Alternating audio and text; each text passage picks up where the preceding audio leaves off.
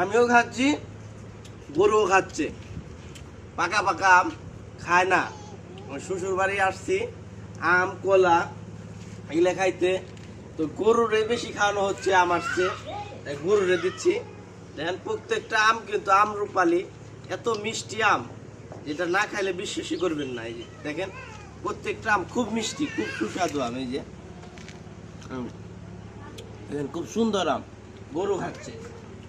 এই যে গরু খাচ্ছে, গরু এই দেখেন প্রত্যেকটা আম কিন্তু খুব সুস্বাদু এবং মিষ্টি আম। এই যে এই দেখেন দেখেন এই যে বুঝছেন, খুব মিষ্টি। আল্লাহর রহমতে খুব অনেক আম ধরেছে। এই দেখেন এই যে কলা, এই যে কলা কলা দেখেন গাছের কলা। কলা কিন্তু খুব সুস্বাদু এবং পুষ্টিকর, সুব্রি কলা অরিজিনালি। কলা কিন্তু আমিও খাচ্ছি, গরুও খাচ্ছে। বুঝছেন, এই যে কলা দেখেন, এই যে কলা, এই যে কলা, এই যে দেখতে পাচ্ছেন, গরুও খাচ্ছে। এই যে দেখেন এখন গরু খাবে। এই যে এই যে গরু খাবে, এই যে দেখছেন গরু কলা খাবে, সবরি কলা।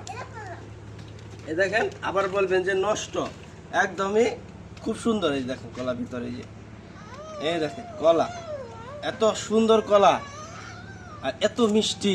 দেখেন এই যে কোন জায়গায় শক্ত নাই, নরম। আর আম প্রত্যেকটা আমে কিন্তু খুব মিষ্টি আম। এই যে দেখেন প্রত্যেকটা আম খুব মিষ্টি, না খাইলে আসলে বুঝবেন না। এই যে দেখেন খুব সুস্বাদু। আমিও খাচ্ছি, গরুও খাচ্ছে। মানুষ আর গরুর মধ্যে ব্যবধান কোথায়? গরুও খাচ্ছে, মানুষও খাচ্ছে। আমরাও যা খাই গরুও তাই খাইতে পারে। খুব সুস্বাদু আম। যদি কারো আম লাগে তো অবশ্যই আমার শ্বশুর বাড়ি আসবেন, আর 10 কেজি করে আম নিয়ে যাবেন প্রত্যেকজন, ফ্রি একদম, টাকা পয়সা লাগবে না। আর আম